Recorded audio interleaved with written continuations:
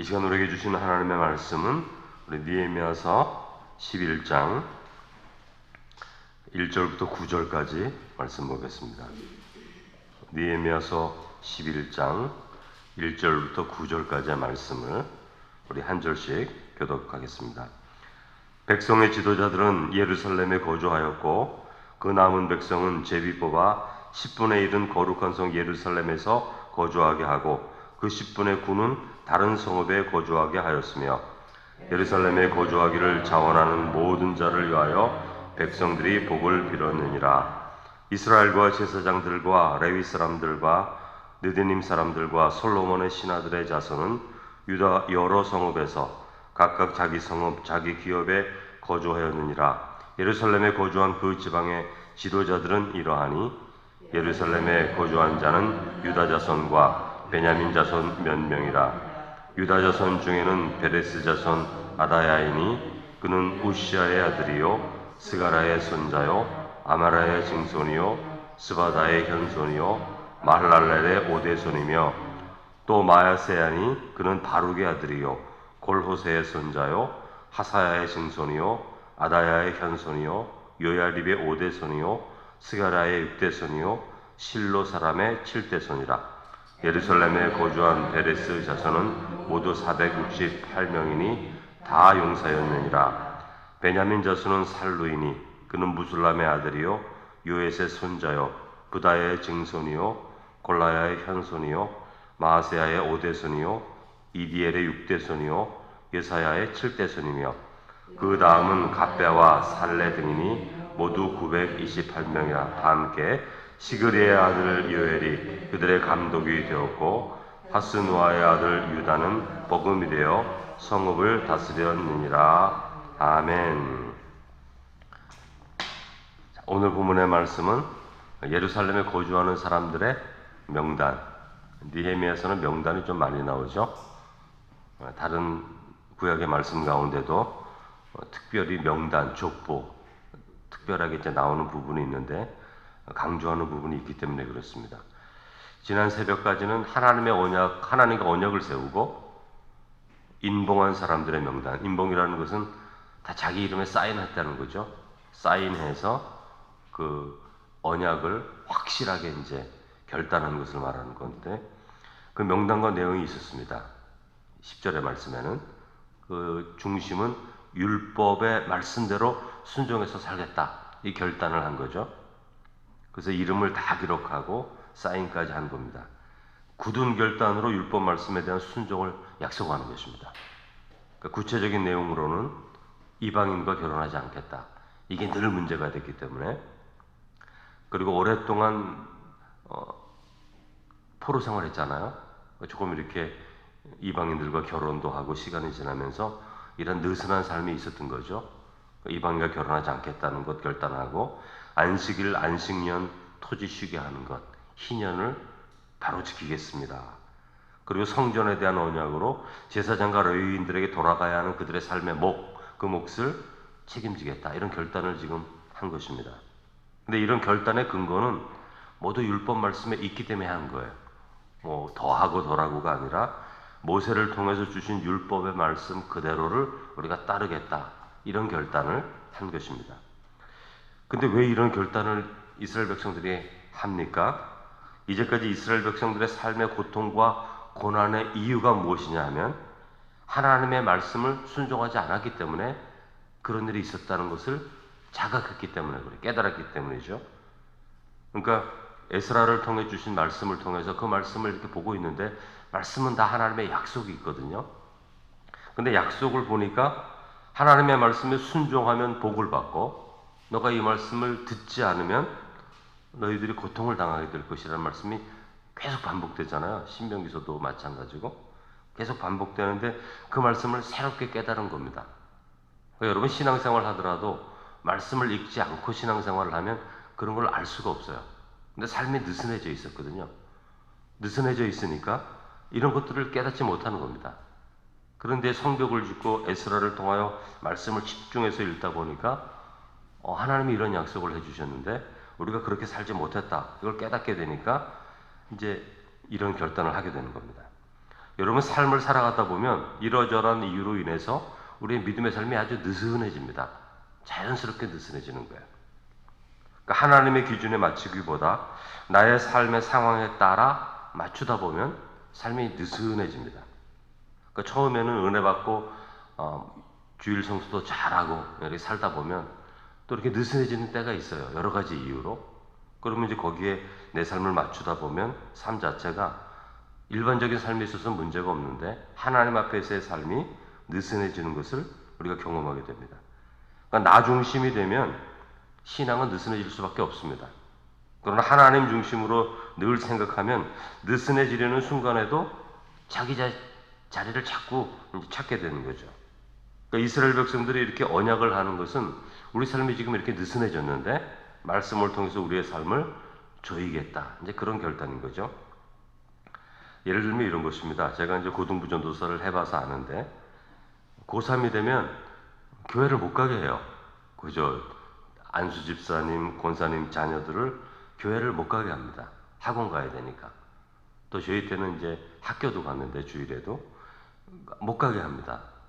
그걸 아주 당연한 것으로 생각을 하죠. 그러다 보니까 이 아이들의 삶 가운데 가장 중요한 때인데 마음 가운데 하나님에 대한 기준, 언제나 예배 드려야 되고 첫 번째로 예배 드려야 되고 이런 마음들이 다 사라져요. 고3 되면. 그래서 이제 부모들은 이렇게 말합니다. 고3 동안 열심히 공부하고 대학 들어가서 이제 신앙생활 하자. 이렇게 자꾸 얘기를 하는데 그게 다 하나님을 두 번째, 세 번째로 만들어 놓는 거거든요. 삶을 아주 느슨하게 만들어 놓는 거예요. 그러니까 아이들이 대학 가면 교회를 안 다니죠. 몇 명 외에는 다 떠납니다. 왜? 고3 때 그렇게 안 살았기 때문에. 이게 나 중심의 삶인 거예요. 겉으로 보기에는 그게 내년부터는 열심히 해라 이렇게 말할지 몰라도 그때는 좋을지 몰라도 그러한 시간이 성도들에게 복이 안 됩니다. 그 아이들이 신앙 다 잃어버리거든요. 그런 걸 말하는 거예요. 삶이 느슨해지는 거예요. 고3이라는 것 때문에 신앙 삶이 아주 느슨해지는 거죠. 잃어버리는 게 더 많습니다. 제가 고등부 전도사 때 유아 사례를 받은 아이가 이제 입교를 해야 될 때가 있는데 입교를 받지 않겠다는 거예요. 왜냐하면 주일날 그 공부를 해야 되는데 4주 동안 학원 가야 된다는 거죠. 그래서 권사님 안수 집사님한테 이제 제가 전화를 드렸는데 그 권사님도 그렇게 말씀하는 거예요. 시간을 줄여달라는 거예요. 하루로 줄여달라는 거죠. 공부해야 되니까. 그렇지 않으면 받지 않겠다는 거죠. 나중에 시간 되면 받겠다. 뭐 그렇게 말씀을 하시더라고요. 그래서 제가 담당 전도사로서 권사님한테 전화를 해서 입교 교육을 받는 게 왜 중요하고 이 4주의 과정이 왜 중요한지를 제가 설명을 해드렸어요. 그러니까 이 아이에게 시간을 줄여주거나 이런 규칙에 맞지 않게 입교하는 것 자체가 이 아이의 앞으로의 긴 삶의 과정 가운데서 옳지가 않다, 바르지가 않다. 그러니까 하나님 앞에 입교하고 세례받고 이런 것들에 최소한의 이 헌신, 하나님께 내가 세례받고 세례교인 되고 입교하고 입교교인이 되는 자체가 얼마나 귀한 것인데 처음부터 이렇게 해놓으면 이 아이가 하나님을 믿는 신앙에 있어서 그 기준이 두 번째, 세 번째, 네 번째가 될 것이다. 그래서는 안 된다고 그렇게 계속 말씀을 드렸더니 그걸 또 받아들여서 이렇게 입교를 잘 할 수 있게 되었어요. 그러니까 이런 것들이 나 중심의 삶인 거예요. 근데 이런 게 우리의 삶에 많습니다. 많은 부분에서 이런 것들이 있어요. 그러니까 내 시간, 내 여건, 지금 내 상태를 기준으로 신앙생활을 하려고 하는 거는 다 나 중심인 거예요. 때때로 그것이 좋을 때도 있지만 우리의 삶을 느슨하게 만드는 이게 기초가 되는 것입니다. 여러분 성도는 하나님이 원하는 시간에 성도의 시간을 맞추려고 해야 되는 거죠. 말씀 중심으로. 나 중심이 아니라 하나님이 바라보시는 방식을 선택하려고 애써야 됩니다. 그렇지 않으면 시간이 지나면 우리 믿음 생활이 느슨해져요. 느슨해집니다. 느슨해지다 보면 자기도 모르는 사이에 신앙의 첫째 기준이 되지 않습니다. 두 번째, 세 번째 되죠. 어떤 어려움이 있으면 하나님께 나아가 먼저 기도하고 하나님의 뜻을 찾고 이런 것들이 되지가 않습니다. 여러분. 그러니까 지금 이스라엘 백성들이 언약을 세우는 것은 삶의 첫 번째 기준을 하나님의 말씀에 두겠다라는 결심이에요. 결단. 이렇게 결단할 때 자기가 담당해야 되는 손해와 희생이 있습니다. 실제적으로. 그러나 그러한 손해와 희생을 감수하고라도 하나님의 뜻을 따르려는 그 삶 가운데 하나님의 약속, 하나님의 은혜가 넘치게 되는 거예요. 오늘 11장에 보면 예루살렘에 거주하는 사람들의 명단이 나옵니다. 여러분, 성벽은 건축했지만 예루살렘에 사람이 살질 않아요. 오랫동안 파괴되어 있었고 그렇기 때문에 거기에 공동체가 없습니다. 따라서 많은 유다 백성들이 예루살렘에 거주하기보다는 자기들 성읍에 거주합니다. 자기들 성읍에. 이미 오래전부터 80년 전에 포로 귀환했잖아요. 이분들이. 그러니까 80년 동안에 자기 지역에 사는 거예요. 자기 성읍에. 원래 이 예루살렘 성읍은 다윗성이거든요. 다윗이 정복한 땅이기 때문에 다윗성이거든요. 다른 사람들의 성읍이 아닙니다. 그래서 거기에 살질 않아요, 사람들이. 그러니까 예루살렘은 성벽이 건축되었는데 이제 모든 것이 새롭게 시작되는 지역 아닙니까? 그런데 그 지역에 사람들이 선뜻 거주하겠다는 사람이 없는 거죠. 근데 여러분, 우리가 복음서에 보면은 예루살렘은 어떤 도시입니까? 가장 큰 도시고 가장 중요한 도시 아니에요? 복음서에 보면은 400년 지난 후에는 이제 그런 성읍이 되는데, 그러나 느헤미야 당시에는 정반대입니다. 이제 막 성읍이 지어졌기 때문에 그 지역에 거주하는 것 자체가 이스라엘 백성들이 부담스러워하는 거예요. 그러나 예루살렘은 채워져야 되기 때문에 그 성읍이 11장 1절에 보면 어떤 결정을 하지 않습니까? 백성의 지도자들은 예루살렘에 거주하였고 그 남은 백성은 제비 뽑아 10분의 1은 거룩한 성 예루살렘에 거주하게 하고 10분의 9는 다른 성읍에 거주하게 하였다. 이렇게 말씀하고 있죠. 그러니까 예루살렘 성읍을 부흥하기 위해서 이제 강제적인 결정을 하는데, 지도자는 예루살렘에 거주하고 그 남은 백성들 중에 제비를 뽑아서 10%, 10분의 1은 강제 이주를 시킵니다. 여러분, 자원하는 사람들이 많았다면 이 강제 이주하지 않습니다. 근데 예루살렘에 가서 살려고 하질 않아요. 성읍은 다 줘놓고. 왜냐하면 자기 성읍에 사는 게 더 행복하죠. 자기 성읍에서 살아가는 게 더 익숙하죠. 지난 80년 동안 또 잘 터를 닦아놨기 때문에 그게 더 편한 겁니다. 그래서 지원을 하지 않죠. 자원을. 그러므로 제비를 뽑아 강제적으로 이주하게 되는 거예요. 그러나 이제 유다 백성들은 거기에 다 순종하는 것입니다. 여러분, 어떤 특별한 일들이 이루어져야 할 때 먼저 결단하고 따르는 일들이 있어야 됩니다. 하나님의 일들은. 하나님의 일은 헌신과 수고를 통해 이루어지는 겁니다. 여러분, 우리가 기도하고 예배드리고 신앙생활 하는 게 왜 그런 거죠? 하나님의 특별한 때가 있을 때에 헌신하기 위한 거예요. 하나님 앞에 결단하고 하나님 앞에 하나님의 뜻 가운데 살려고 애를 쓰는 사람들, 그러니까 기도하고 예배드리고 순종하는 사람들은 어떤 특별한 어려움이 있을 때 헌신으로 그게 드러나는 거예요. 예를 들면 느헤미야처럼. 느헤미야가 이 예루살렘의 성문이 불타고 다 성벽이 무너졌다는 소식을 듣고 울지 않습니까? 기도하면서 자기가 헌신하잖아요. 그런 것 같은 것입니다. 우리의 기도 생활, 우리의 모든 신앙 생활은 내가 잘 살기 위한 게 아니고 내가 문제 해결하려고 그러는 것이 아니라 하나님의 선한 뜻 가운데 헌신하려고 하는데, 그런 일들이 딱 벌어졌을 때 자원하면서 나아가는 사람들이 하나님의 백성 가운데 꼭 필요한 거죠. 그 성벽을 건축하는 것은 어쩌면 더 쉬운 일입니다. 이런 거에 비해서는. 그러나 그 성벽에 와서 모든 것을 새롭게 시작하려고 하는 것은 어려운 일이 되는 거예요. 그러나 제비를 뽑아 선택을 받을 때 기꺼이 예루살렘으로 이주하여 새로운 삶을 시작하는 그 순종이 또 있었기 때문에, 예루살렘은 예수님 시대가 되면은 유대 지역에서 가장 중요한 도시, 가장 발전한 도시, 가장 영향력 있는 도시가 되는 거죠. 그 11장에 성전에 거하는 백성들의 명단인데, 다른 말로 하면 이런 것입니다. 익숙한 자신들의 삶을 다 정리하고 예루살렘으로 이주하여서 새로운 공동체를 만들어 가야 할 때 헌신한 사람들의 이름, 그 기록을 말하는 거죠. 이러한 헌신의 사람들이 있을 때 예루살렘은 새로워지는 것입니다. 하나님의 교회는 이런 헌신이 있을 때 새로워지는 거죠. 사람들이 다 머뭇머뭇거릴 때 자원하는 사람들. 그래서 오늘 2절에 보면 이렇게 되어 있지 않습니까? 예루살렘에 거주하기를 자원하는 모든 자를 위하여 백성들이 복을 빌었느니라. 자원하는 사람들이 필요한 거죠.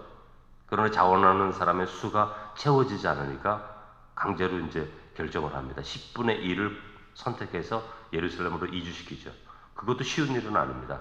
그러나 거기에 순종해서 새로운 삶을 시작하는 성도들을 통해서 400년이 지나면 예루살렘이 그렇게 번성하고 중요한 도시로 우뚝 서게 되는 것이죠. 이렇게 앞서서 헌신하고 결단하는 성도들, 다시 말하면 희생과 고생을 감수하고 하나님의 뜻을 위하여 살겠다고 결단한 사람들의 시작을 통해서 하나님의 성읍 예루살렘이 풍성하고 아름다운 성읍으로 세워지는 기초를 마련하게 되는데, 여러분 우리의 삶 가운데도 우리의 신앙의 아름다운 열매들이 이렇게 자원하는 심령으로 헌신할 때에 풍성하여지는 은혜가 있기를 주님의 이름으로 축원합니다. 거룩하신 하나님 아버지, 성벽을 짓고 예루살렘의 성읍에 사람들이 살지 않았지만 하나님의 성읍, 하나님의 성전이 있고 또 이스라엘 백성의 중심이 되는 그 성읍에 살려고 자원하여 헌신한 사람들과 또 수가 채워지지 않았을 때 제비를 뽑아 결정한 것을 따라 순종한 사람들을 통해서 예루살렘 성읍이 발전하고 부흥하고 예수님 시대에 그렇게 풍성하고 아름다운 이스라엘 최고의 성읍으로 세워져 가는 것을 보게 됩니다. 400년 전 아무것도 없는 황폐한 땅에 자원하고 헌신한 사람들을 통해서 시간이 지나 열매를 맺어 부흥하는 것을 보게 됩니다. 오늘 지금 당장 내가 헌신할 때에는 아무것도 없지만 그러나 하나님께 드리는 기쁨의 헌신, 내 삶이 손해가 되고 또 수고가 있지만 기꺼이 감당하는 그 헌신을 통해 시간이 흐르고 세월이 흐르고 세대가 지나 풍성하고 아름다운 은혜의 역사가 세워지는 것을 믿고 우리가 눈에 보이는 것만을 바라보는 것이 아니라 하나님의 선한 뜻에 마음을 온전히 헌신함을 통하여 우리를 통하여 이루어 가시는 하나님의 풍성한 역사를 기대하는 하나님의 귀한 자녀들 될 수 있도록 은혜를 더해 주옵소서. 새로운 한 주간이 시작되오니 저희들의 발걸음을 지켜주시고 삶의 자리에서 주님 동행하여 주셔서 믿음의 기도와 순종과 진리의 순종을 통해서 하나님의 풍성하신 은혜를 경험하는 한 주간 될 수 있도록 은혜를 더해 주옵소서. 예수님의 이름으로 기도드립니다. 아멘.